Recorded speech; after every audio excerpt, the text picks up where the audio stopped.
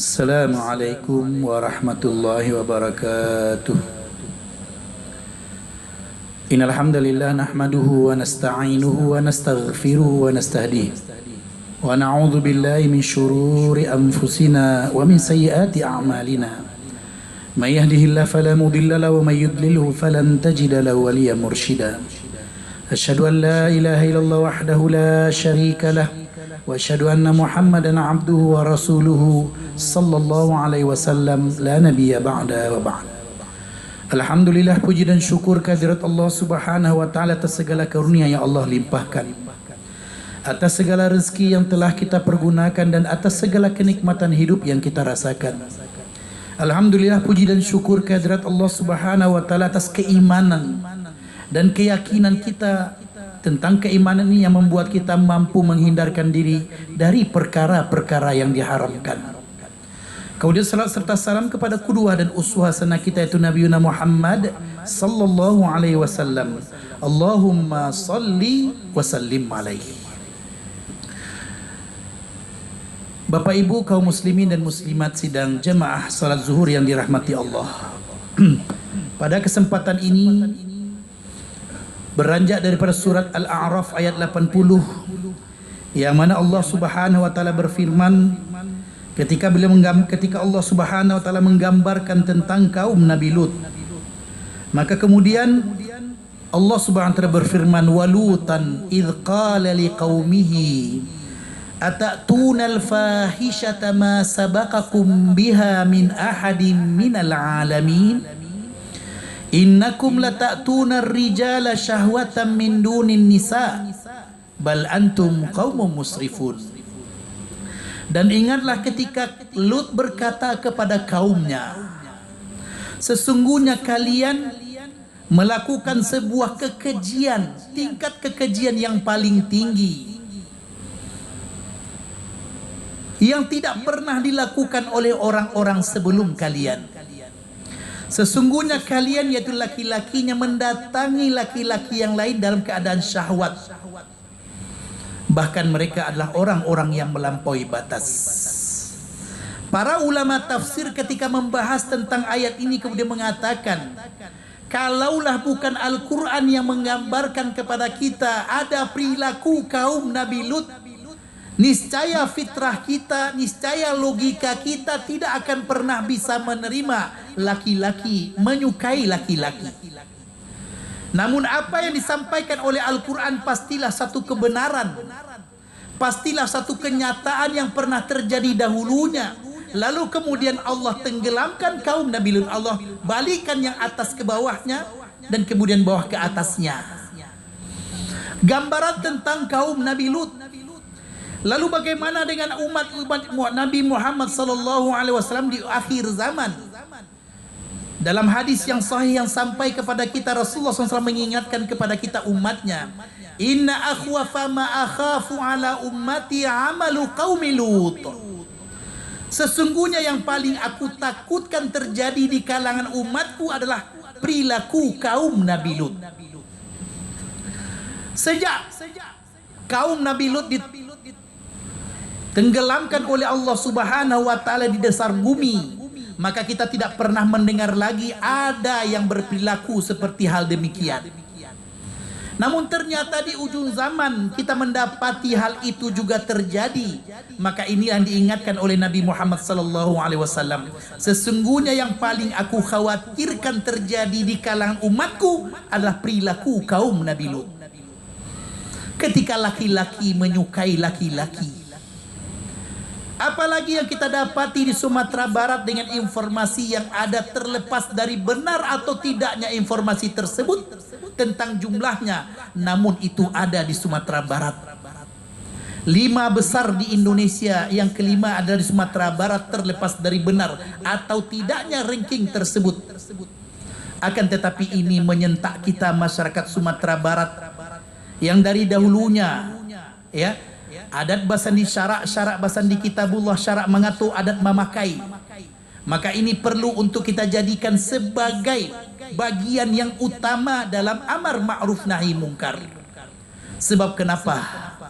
Jangan pernah biarkan generasi-generasi Islam terbawa oleh penyimpangan seksual, dan balasan besar telah disiapkan oleh Allah Subhanahu wa taala. Ketika azab itu sampai, tidak akan pernah dibedakan antara orang baik dengan orang buruk, akan tetapi ketika dia sampai untuk semuanya.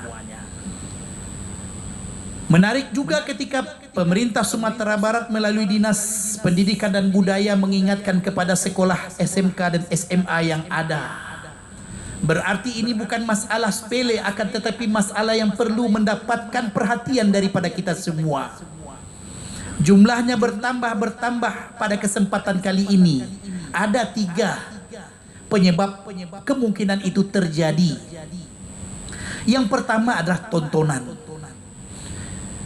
Bapak Ibu sekalian yang dirahmati Allah, kalau seandainya ada di kalangan bapak-bapak yang merokok lalu disuruh untuk meninggalkan rokoknya, maka kita akan mendapati susah payah mereka akan meninggalkan kebiasaan tersebut. Maka menurut penelitian, candu untuk meninggalkan tontonan akan lebih besar daripada hanya candu meninggalkan rokok. Oleh karenanya jangan pernah biarkan anak-anak kita, keturunan kita hanyut dengan tontonan-tontonan yang jauh daripada nilai-nilai agama. Sebab kenapa? Karena punya dampak yang besar. Apatah lagi sekarang ini ketika tontonan-tontonan yang tidak patut ditonton pada usia mereka kemudian terhampar begitu saja.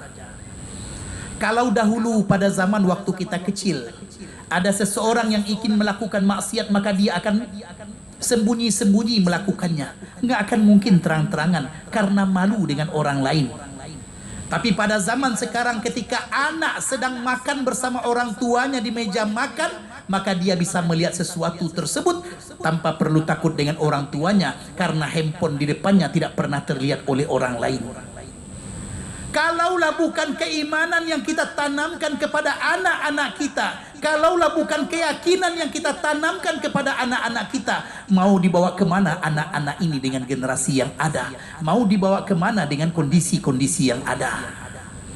Oleh karenanya jangan pernah berpikir panjang kalau seandainya ada dana-dana yang mesti kita keluarkan untuk membuat anak-anak kita lebih kuat imannya. Jangan pernah berpikir panjang kalau ada waktu-waktu yang kita berikan agar anak-anak kita mendapatkan nilai keimanan yang luar biasa. Sebab itulah bekal utama bagi mereka. Jangan pernah masjid hanya sampai tempat ibadah saja, akan tetapi masjid tempat kita menimba ilmu, masjid tempat di mana kita mendapatkan iman. Jangan sampai masjid hanya tempat beribadah lalu kemudian ditutup ketika waktu ibadah sudah selesai. Akan tetapi basis keimanan, basis keilmuan ada di tempat tersebut. Maka jangan jauhkan generasi muda-mudi Islam dari masjid-masjid mereka. Jangan mereka lebih kenal tempat-tempat bermain mereka dibandingkan dengan tempat-tempat seharusnya mereka mendapatkan nilai pendidikan yang ada. Ma'asyiral muslimin sidang jemaah zuhur yang dirahmati Allah. Karena waktu kita yang terbatas, yang kedua, penyebab yang kedua adalah fatherless. Ketika anak kehilangan figur ayahnya. Kalaulah ayah sudah meninggal, mungkin kita akan mengatakan itulah kondisi anak. Tapi yang lebih dikhawatirkan adalah ketika ayah masih hidup, tapi anak kehilangan figur ayahnya. Sebab ayah hanya untuk mencari ma'isyah atau penghidupan. Ayah hanya tempat bertanya kalau seandainya dana perlu dikeluarkan. Akan tetapi hubungan yang terjadi antara ayah dan anak, hubungan yang hambar, hubungan yang kering. Anak-anak zaman sekarang menghadapi tantangan yang berbeda dengan anak-anak zaman dahulunya. Kalau dahulu cukup orang tua nyobi lalaan mato di orang gaek ke anak-anak langsung kucun. Kalau nak pai masuk ke kamar, kau nak tu pai ke keluar bermain. Anak kini cubalah bilalaan mato ke inyo, mungkin nyobi lalaan mato kawak. Sebab kenapa? Kondisi-kondisi yang berbeda. Maka ilmu parenting yang mesti ada untuk orang tua mesti didalami dan ditambah selalu. Sebab kenapa? Tantangan anak zaman sekarang jauh lebih besar dibandingkan dengan tantangan anak-anak zaman dahulunya. Maka kemudian jangan sampai fatherless, anak kehilangan figur ayahnya. Kalau ayah bersama anak di rumah, tinggalkanlah handphone. Ajaklah anak bercandaria, Ajaklah anak untuk memikirkan sesuatu yang besar. Ajaklah anak untuk kemudian lepas bicara dan kemudian bisa berkomunikasi lepas dengan orang tuanya. Jangan sampai ayah hanya marah kepada anak ketika berkomunikasi. Waktu libur sekarang, sejauh apapun perjalanan yang kita tempuh, seberat apapun pekerjaan yang kita hadapi, sesibuk apapun kita luangkanlah untuk anak-anak. Jangan sampai anak-anak tidak mendapatkan porsi yang terbesar daripada ayah-ayahnya. Bukan kita ingin mengetepikan masalah ibu. Ibu dengan perasaannya pasti akan dekat dengan anak-anaknya.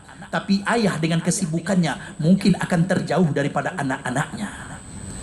Kalaulah dalam sebuah sekolah ada kepala sekolah, maka kepala sekolah itu adalah ayah dalam rumah tangga, sedangkan gurunya adalah ibu-ibunya. Betul dikatakan al-ummu madrasah, ibu itu adalah sekolah. Akan tetapi jangan pernah kecilkan peran ayah, karena berkaitan dengan kebijakan, berkaitan dengan kedisiplinan, berkaitan dengan ketegaran, berkaitan dengan kemandirian. Anak-anak belajar daripada ayahnya. Maka jangan pernah lepaskan ini daripada anak-anak kita. Jangan manjakan anak untuk sesuatu yang akan membuat kita menyesal. Tapi berikanlah kepada mereka kemandirian, ajarkanlah kepada mereka keakrifan, ajarkanlah kepada mereka ketakwaan yang membuat mereka bisa memberikan yang terbaik untuk kedua orang tua mereka. Anak-anak kita adalah permata berharga dalam kehidupan kita, maka jangan pernah sia-siakan atas alasan apapun juga. Yang ketiga, Bapak Ibu sekalian yang dirahmati Allah, sebagai penutup dari kajian singkat kita zuhur ini, karena 15 menit waktu yang diberikan, yang ketiga adalah berkaitan dengan pola pembinaan orang tua. Di antara penyebab yang dikatakan oleh para peneliti berkaitan dengan masalah yang kita sebutkan dari penyimpangan seksual yang ada, berkaitan dengan juga cara pendidikan anak. Ada orang tua yang menginginkan anak laki-laki, namun ternyata perempuanlah yang mereka dapatkan, maka kemudian yang dibelikan untuk anak tersebut adalah semua yang berkaitan dengan laki-laki. Ataupun sebaliknya, orang tua berkeinginan perempuan, lalu kemudian dia dapati anak laki-laki, maka permainannya, baju dan semuanya berkaitan dengan keinginan daripada orang tua.